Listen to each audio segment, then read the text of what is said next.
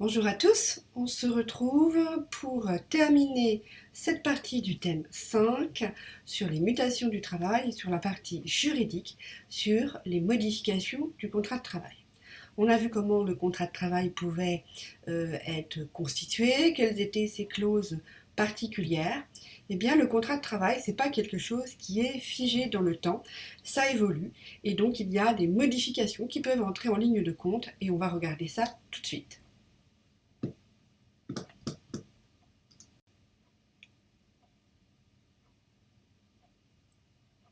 Première partie, on va regarder les modifications du contrat de travail pendant sa vie.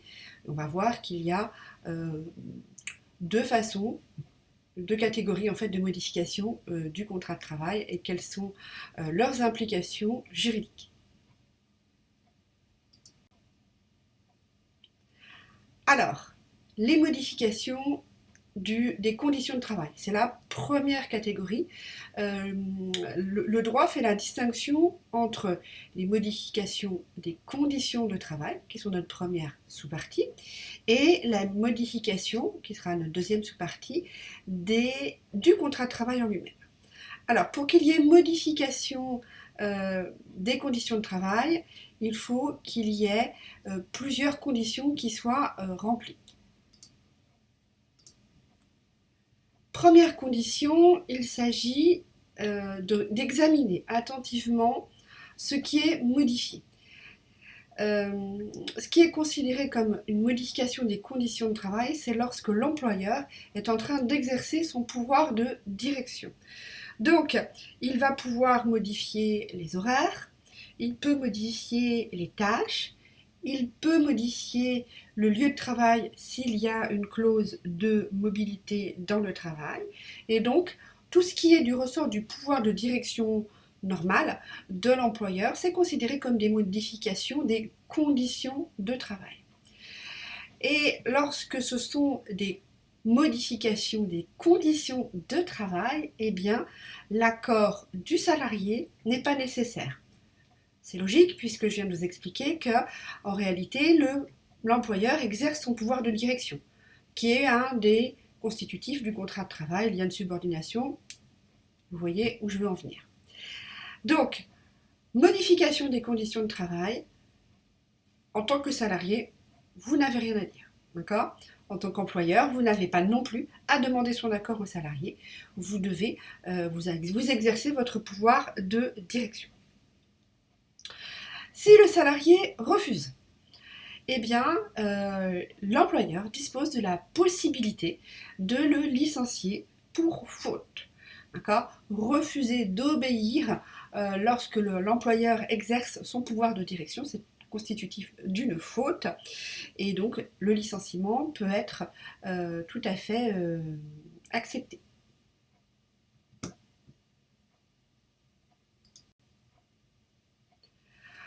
La deuxième catégorie qu'on va envisager, c'est la modification du contrat de travail. Notez bien la précision des termes.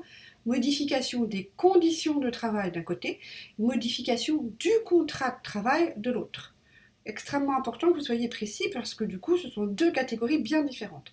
Dans la première que nous avons vue avant, l'employeur exerce son pouvoir de direction. Dans l'autre, eh bien, c'est une modification de l'essence du contrat de travail.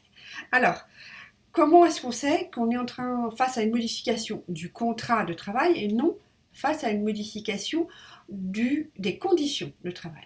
Eh bien, les modifications du contrat de travail, elles portent sur le poste, c'est-à-dire les fonctions. Vous allez me dire, la nuance avec les tâches est mince, et donc là, effectivement, il faut bien regarder les jurisprudences et décisions qui ont été prises par les juges pour savoir ce qui est la nature de la fonction et les tâches. La rémunération, c'est quand même un élément essentiel du contrat de travail. La durée du travail, on ne peut pas vous diminuer ou vous augmenter votre durée de travail sans votre accord. Le lieu de travail, si dans le contrat il n'y a pas de clause de mobilité.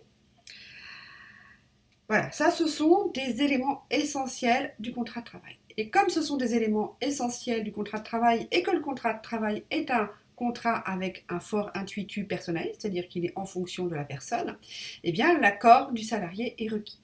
Si vous êtes employeur et que vous devez changer la rémunération, le poste ou le lieu et qu'il n'y a pas de clause de mobilité, vous devez absolument obtenir l'accord et donc faire signer un nouvel avenant au contrat de travail à votre salarié. En conséquence, si le salarié ici refuse ces modifications, eh bien le contrat sera maintenu tel qu'il est. La modification du contrat de travail, par contre, elle peut être justifiée économiquement. On va reparler juste après des conditions du licenciement économique. Et donc, si elle est justifiée économiquement, eh bien, le salarié qui refuse les modifications du contrat de travail risque de subir un licenciement pour motif économique.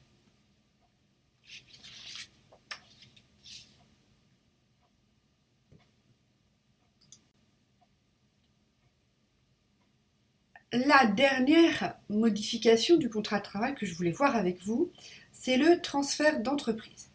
Ça arrive très régulièrement que les entreprises soient cédées, vendues à un autre propriétaire, que pour les plus petites entreprises, il y ait des cessions de parts. Je pense par exemple à des PME familiales ou non, et on va céder les parts sociales à un autre propriétaire. Il peut également y avoir des fusions, on peut être acheté sans le vouloir, sans avoir été vendeur. Enfin, il y a plein d'éléments qui font que la situation de l'employeur aussi peut changer et par sa volonté ou contre sa volonté. Le principe posé par l'article 1224.1 du Code du travail, c'est que les contrats de travail qui sont ceux de l'entreprise, conclus par l'entreprise, sont maintenus quelles que soient les modifications qui peuvent arriver à la vie de l'entreprise. C'est pour ça que j'ai choisi une image avec un petit passage de relais. On change d'employeur, c'est plus la même personne, c'est la même société, c'est la même entreprise, mais qui par exemple est rachetée par une autre. Eh bien, le principe, c'est que les contrats de travail sont maintenus. Tout ça pour, en fait, d'un côté, protéger les salariés qui vont avoir une continuité de leur contrat de travail, indépendamment de ce qui se passe pour l'entreprise. Et c'est aussi une protection pour les employeurs qui, lorsqu'ils vont racheter une entreprise ou racheter les parts sociales ou lors d'une fusion, ne vont pas avoir à refaire toutes les formalités pour réembaucher toutes les personnes qui sont dans l'entreprise. Vous imaginez que ça pourrait quand même être extrêmement lourd. Vous rachetez une entreprise avec 200 salariés, bien vous devez refaire 200 contrats de travail et re-signer 200 contrats de travail. C'est complètement idiot. Donc cette mesure de maintien des contrats de travail en cas de transfert, de modification, cession, fusion, acquisition des entreprises, c'est une mesure qui est protectrice à la fois pour les employeurs et pour les salariés. Dans cette obligation de reprendre les contrats de travail, il faut reprendre tous les salariés et il faut reprendre tous les contrats en les respectant tels quels. Donc les nouveaux employeurs, ceux qui ont acheté, les nouveaux en cas de transfert d'entreprise, va devoir respecter toutes les modalités des contrats qui sont en cours. Donc, il ne change pas les contenus de poste, il ne change pas les salaires, il ne change pas les lieux, et il doit également verser les salaires qui ont été suspendus, par exemple en cas de difficulté, il doit reprendre les arriérés de salaire. Un arriéré, c'est quelque chose qui est en retard. Donc, le nouvel employeur doit également payer les arriérés de salaire s'il y en a. Il existe toutefois une exception qui est le licenciement économique préalable. Alors c'est une mesure qui permet de réaliser des licenciements pour motif économique avant la reprise pour que le nouvel employeur n'ait pas à le faire.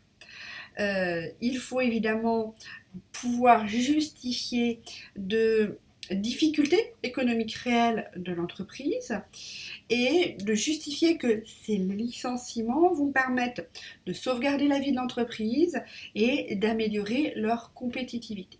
Évidemment, c'est des mesures qui sont extrêmement surveillées et extrêmement contestées par les représentants des salariés, les syndicats, car elles peuvent être effectivement assez facilement détournées de leur véritable impact, de leur véritable objet, qui est de sauver les entreprises par de nouveaux employeurs qui seraient peu scrupuleux.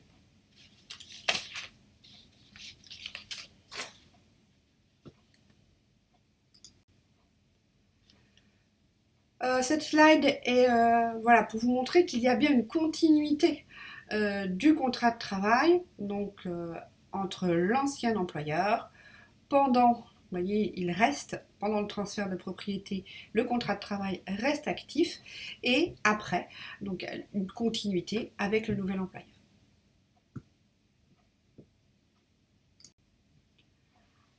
Alors, les modifications du contrat de travail, partie 2.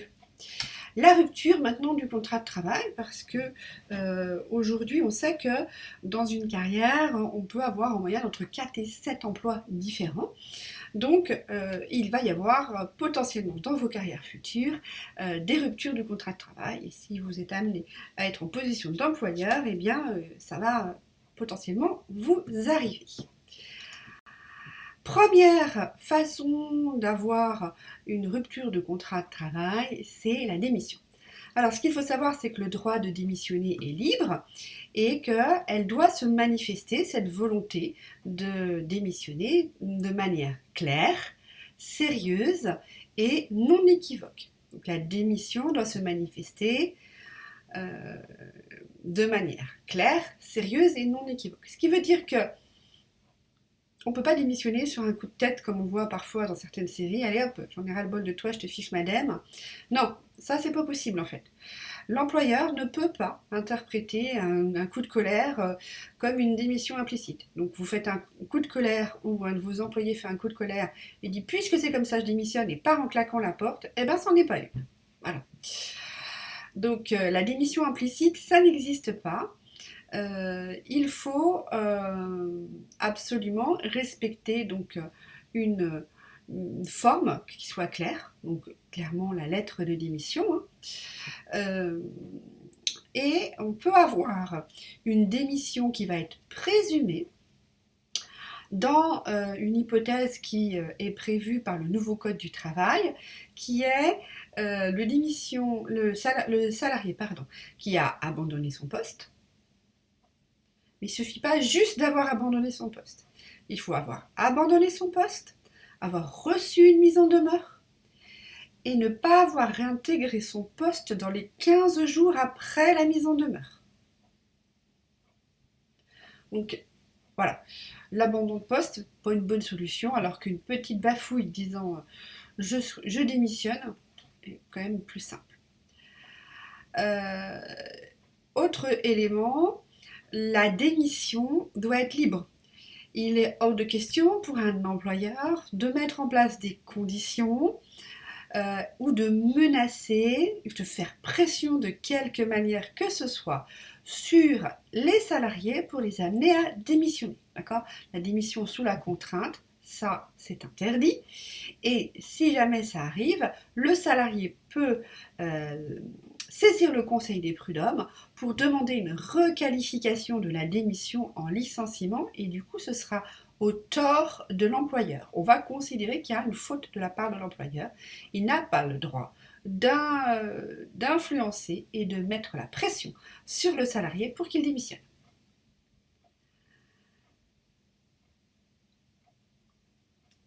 Deuxième partie, lorsque vous donnez une démission, eh bien c'est pas juste je m'en vais et je prends mon carton. Ça, c'est un mode de fonctionnement très anglo-saxon, vous pouvez voir dans les séries. En France, ça ne se passe pas comme ça.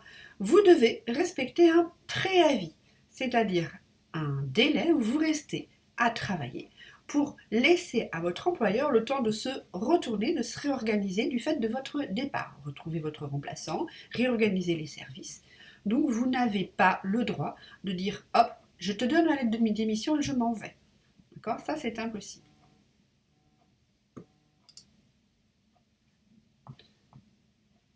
La durée du préavis, elle peut être indiquée dans le contrat de travail, elle peut être fixée par une convention collective de branche ou par un accord collectif d'entreprise, soit par ce qu'on appelle l'usage. Donc c'est proportionnel en fait à votre degré de responsabilité. Si vous êtes cadre à haut niveau, votre préavis sera plutôt autour de 3 ou 4 mois. Si votre fonction est moins importante dans l'entreprise et que voilà, vous avez une durée de préavis de une semaine à un mois. Voilà. Donc renseignez-vous bien et on peut négocier avec son employeur pour ne pas réaliser son préavis. Votre préavis fait que vous êtes payé, mais bon, ça, discutez-en avec un avocat, surtout s'il y a une somme importante. Lorsque l'on démissionne, enfin, on ne bénéficie pas de ce qu'on appelle traditionnellement les allocations chômage, qui s'appellent officiellement allocations de retour à l'emploi, sauf dans quelques cas. D'accord ? Alors, je m'explique pourquoi le salarié qui démissionne ne bénéficie pas de l'allocation retour à l'emploi. On est dans un système d'assurance chômage. La société, le système de sécurité sociale dans sa globalité est là pour vous assurer contre le risque de perte d'emploi. Si c'est vous qui décidez de vous-même de quitter l'emploi, en fait, bien l'assurance ne rentre pas en ligne de compte. Un peu comme lorsque vous êtes responsable d'un accident de voiture, eh bien, votre assurance ne vous couvre pas. Eh bien là, c'est la même chose pour l'assurance chômage. Si vous êtes responsable de votre perte d'emploi, eh bien l'assurance chômage nationale du pays, puisque là on n'est pas sur une assurance privée mais sur un système global, eh bien vous n'êtes pas couvert. Et ça paraît logique. D'accord ? Ça a évolué récemment et donc il y a quelques cas où en démissionnant vous aurez droit aux allocations chômage, allocations retour à l'emploi. Si vous démissionnez pour suivre votre conjoint qui est muté, qui a un poste loin et que vous ne pouvez pas poursuivre votre emploi, vous pouvez démissionner, il faudra, ça c'est très délicat à prouver, que vous allez tout faire pour échapper au harcèlement. D'accord ? Donc il faut avoir une procédure en cours, il faut avoir porté plainte pour harcèlement, il faut tout un tas d'éléments. Et là, vous avez droit à l'allocation retour à l'emploi. Et troisième élément, pour créer ou reprendre une entreprise, c'est pareil, vous avez une procédure, des dossiers pour vérifier que votre... il suffit pas de dire, je vais créer mon entreprise, donc je démissionne et je vais avoir... Non, non, vous avez toute une procédure avec des dossiers, avec un passage en commission. Et une fois que tout ça est passé, eh bien en fait, vous aurez droit à vos allocations chômage pour créer ou reprendre une entreprise. Donc ça peut être intéressant.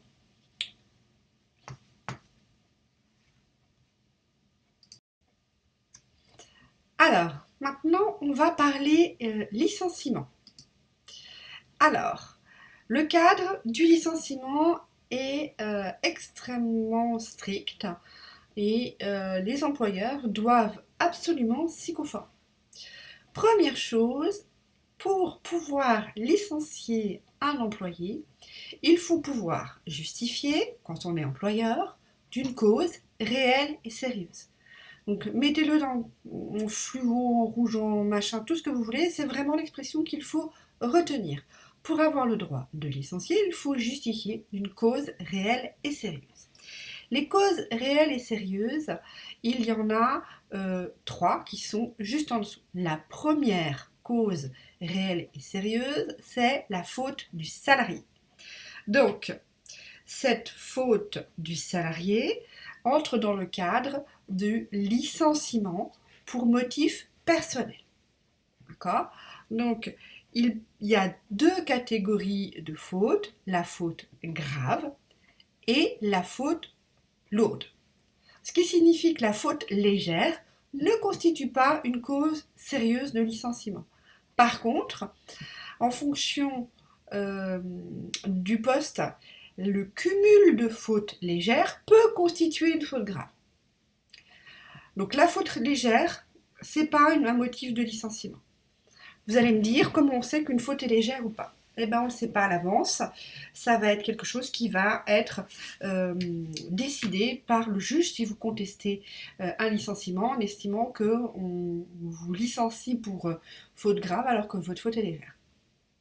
Voilà. Et ça, c'est la jurisprudence, le cumul des décisions de justice qui ont été prises sur ces sujets qui va permettre de dire si une faute est légère ou non. Donc un retard occasionnel, par exemple, c'est une faute légère. Des retards répétés, comme par exemple être toujours en retard, d'accord, ou être systématiquement, très souvent en retard, ça peut devenir une faute grave, d'accord. Une faute est grave quand elle rend impossible le maintien du contrat de travail. Donc ça peut être des retards répétés, ça peut être le vol, ça peut être le refus d'exécuter une tâche, le refus d'obéir. Donc ça c'est la faute grave. Donc c'est une cause réelle et sérieuse de licenciement pour motif personnel. Deuxième catégorie de faute, c'est la faute lourde. Et c'est également une cause réelle et sérieuse de un motif réel, et c'est une cause réelle et sérieuse de licenciement pour motif personnel. Une faute grave, une faute lourde, pardon, c'est une faute d'une exceptionnelle gravité. Donc vous voyez, il y a la faute légère, la faute grave, qui est un motif de licenciement, et la faute lourde, qui, elle, du coup, est vraiment extrêmement grave. Elle apporte des conséquences pour l'entreprise et l'intention de nuire à l'entreprise. Alors, comme exemple de faute lourde, ça peut être la destruction volontaire de stock, la destruction volontaire de matériel, le dénigrement extrêmement grave, la diffusion par exemple, de choses qui peuvent nuire à l'entreprise. La procédure, non, pas la procédure, pardon. La troisième cause réelle et sérieuse de licenciement, donc il peut y avoir donc dans ce cadre de licenciement pour motif personnel, la faute du salarié, on vient de voir, la faute légère, non, la faute grave, oui, la faute lourde, oui. Il peut y avoir un motif personnel sans faute du salarié. Donc, ça peut constituer une cause réelle et sérieuse de licenciement. Donc, par exemple, une incapacité professionnelle. Je prends un exemple, vous êtes salarié coiffeuse et pour une raison médicale, vous êtes déclaré dans l'incapacité de faire votre travail parce que par exemple votre canal carpien est abîmé et que vous ne pouvez plus tenir une paire de ciseaux. Donc ça c'est aussi une aptitude physique, ou parce que vous avez développé une allergie aux produits qui sont utilisés dans les salons de coiffure. Eh bien, incapacité professionnelle qui va être déclarée par le médecin du travail. C'est un motif de licenciement sans faute du salarié.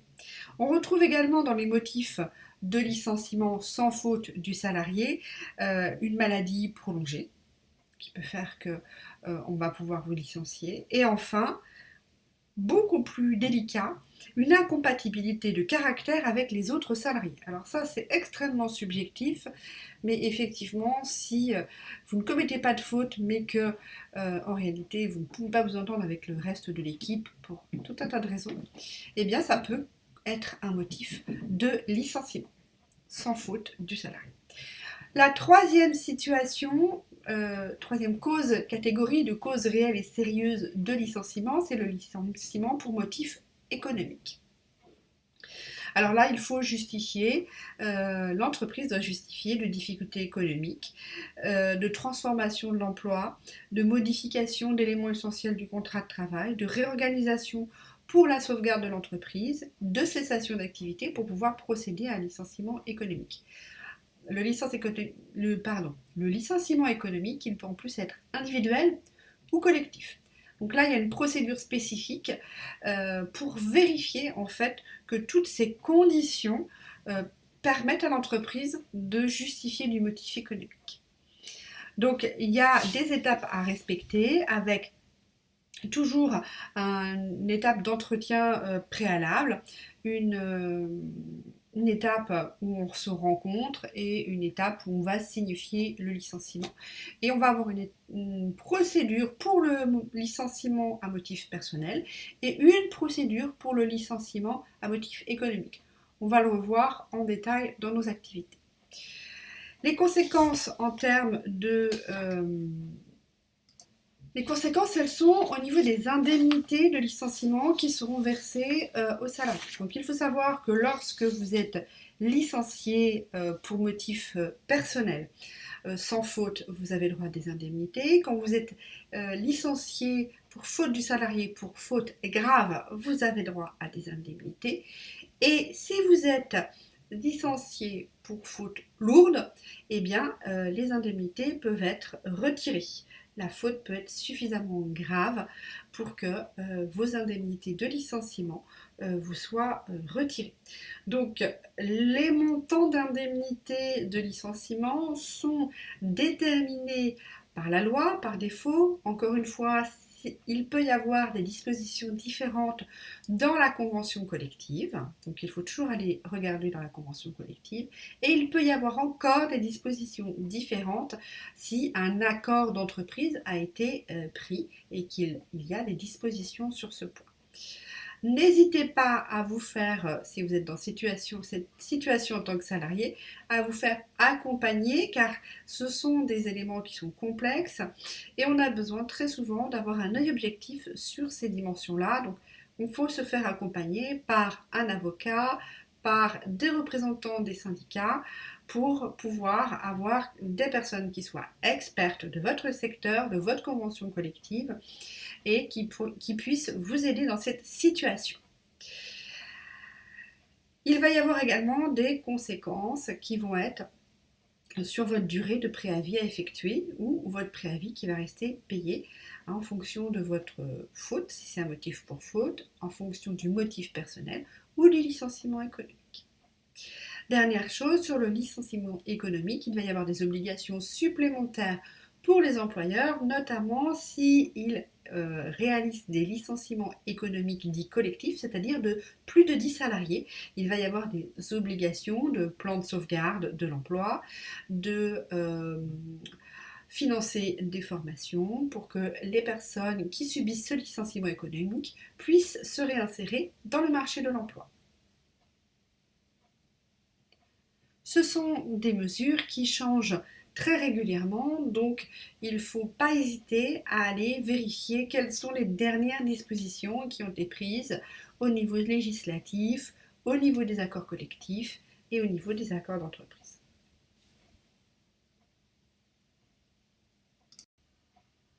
Le dernier dispositif qui permet de rompre un contrat de travail, c'est le dispositif récent qui est la rupture conventionnelle.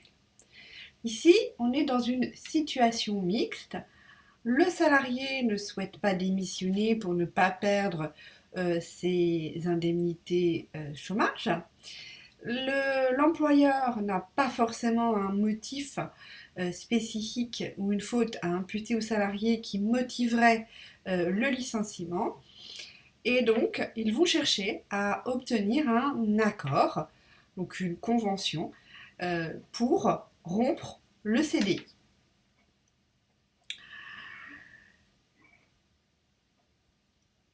Cette négociation doit aboutir à une convention écrite qui va subir un contrôle administratif, donc il va devoir être homologué. Donc il y a toute une phase de pourparlers et de négociation, lorsque, notamment sur la date du départ et sur le montant des indemnités de départ. Là encore, entre parenthèses, n'hésitez pas à vous faire assister par des professionnels qui vous obtiendront de bien meilleures conditions que si vous le faites tout seul. Parenthèse refermée. Et donc, une fois que cette convention elle est signée par les deux parties, l'employeur et le salarié, qu'ils se sont mis d'accord sur la date de départ, sur le montant des indemnités, eh bien, il y a un délai de rétractation de 15 jours et c'est envoyé pour contrôle administratif à la DRETS. Alors, vous allez me dire, Madame, qu'est-ce que ça veut dire DREETS? Ça veut dire Direction régionale de l'économie, de l'emploi, du travail et des solidarités. C'est l'antenne régionale du ministère du Travail. Et donc c'est la DREETS qui va valider l'accord, qui va l'homologuer. Et on a besoin d'avoir cette homologation pour pouvoir acter, et la rupture peut être effective dès le lendemain de cette homologation. La DREETS a 15 jours pour répondre lorsqu'elle reçoit un accord, une rupture conventionnelle. À noter qu'il peut y avoir des dispositions différentes sur l'indemnité que vous touchez, le montant de l'allocation chômage, mais vous aurez droit au montant d'une allocation chômage. Cette rupture conventionnelle qu'on peut également appeler une rupture amiable, peut également se faire à un niveau collectif ça permet d'éviter de recourir au licenciement économique, et donc même procédure avec une approbation en plus des organisations syndicales ou du CSE et une validation de l'accord par la DREETS. Donc 3 façons de rompre le contrat de travail: à l'initiative du salarié, donc qui va démissionner, à l'initiative de l'employeur qui va mettre en place une procédure de licenciement, ou d'un commun accord avec la rupture conventionnelle. On en a terminé sur la rupture du contrat de travail. On passe aux activités.